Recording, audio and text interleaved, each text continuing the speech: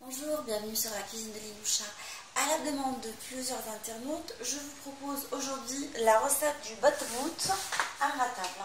Alors, je vais vous donner certaines techniques qui vont vous aider à mieux réussir le botte-voûte. Ces petits pains qu'on peut farcir ou manger tout simplement avec du beurre ou du miel ou accompagner les tagines avec. Qu'on peut faire en petit ou en grand comme bon vous semble. Alors, j'ai pris de la farine blanche à laquelle que j'ai mélangé avec de la semoule fine. Alors, dans un bol, j'ai mélangé un peu de levure boulangère avec de l'eau.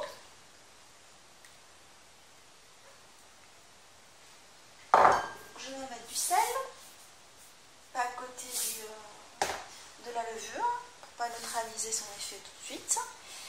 Et je vais mélanger ma pâte avec de l'eau tiède. Je vais la ramasser avec de l'eau.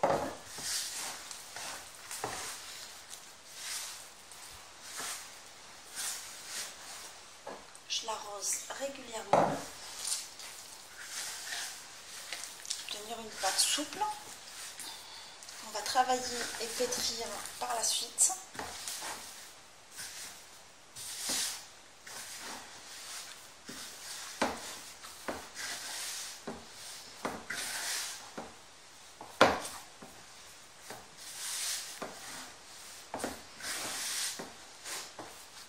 Une fois que j'ai ramassé la pâte, alors je vais la travailler, je vais la pétrir en l'arrosant avec un peu d'eau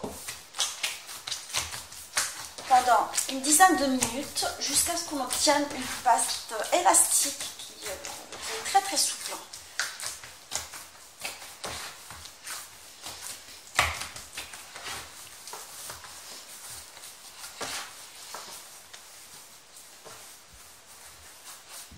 Une fois que j'ai obtenu une pâte souple légèrement collante, alors j'ai mis un tout petit peu de semoule fine sur le plan de travail.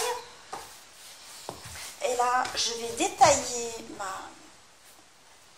mes botte-voûte en mini botte-voûte en boule que je vais travailler par la suite sur le plan fariné pour les réduire en mini botte-voûte. Vous pouvez adapter la taille en fonction de vos besoins en fait. Je vais les faire comme ça, je les laisse de côté reposer pendant que je fais les autres avant de les aplatir. Alors je vais les aplatir en petits pains que je vais poser par la suite sur un linge propre. Et le secret, c'est de les laisser lever uniquement 20 minutes, pas plus, pour qu'ils s'ouvrent facilement, qu'ils soient aérés.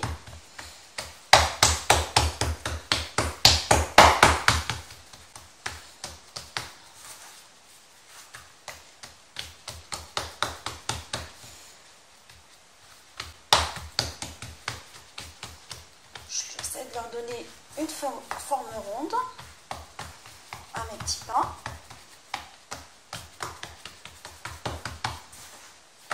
Je les couvre, alors je les pose sur le plan fariné, en fait, sur un linge propre. Je les couvre et je les laisse lever. Et je fais pareil pour tous les pains. Alors sur une poêle artisanale, vous pouvez utiliser une poêle anti-adhésif. Je vais mettre mes botte-voûte, mes pains botte-voûte.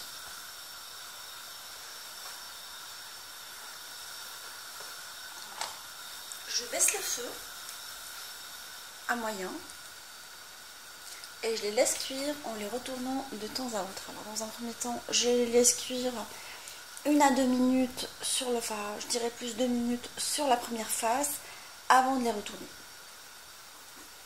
Là on voit qu'ils commencent à gonfler, je les retourne sur la deuxième face.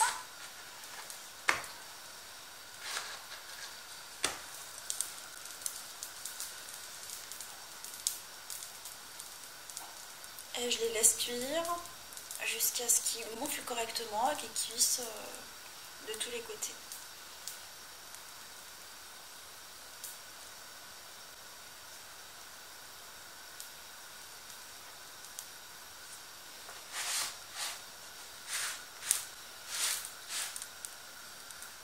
fois que mes pains gonflent correctement, ce qui garantit une cuisson de l'intérieur, comme ça on pourra la farcir sans avoir une pâte compacte. Une fois qu'ils ont correctement gonflé, alors je les mets à cuire sur les côtés et pris bien évidemment une jolie couleur. Alors je vais les mettre à cuire sur les côtés en les posant comme ça et en les retournant. L'idée de les laisser lever que 20 minutes, c'est pour qu'ils puissent gonfler correctement. Alors c'est le grand ci, il a cuit des deux côtés. Je vais pouvoir le remplacer par un deuxième. Et ôter mes petits pains qui ont pris une jolie couleur sur les côtés. Je le mets à cuire sur le côté aussi. Et je continue cette opération jusqu'à ce que je finisse tous mes pains de la même façon.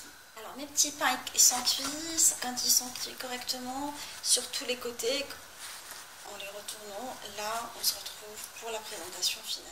Ma recette de bat-bout inratable est maintenant prête. Alors les grands modèles, le petit qu'on peut farcir sans problème, selon ma recette de bat-bout farci au poulet. Alors j'espère que cette recette de bat-bout vous a plu. On se retrouve sur la cuisine de Linoucha avec des nouvelles recettes, des nouvelles gourmandises et à bientôt.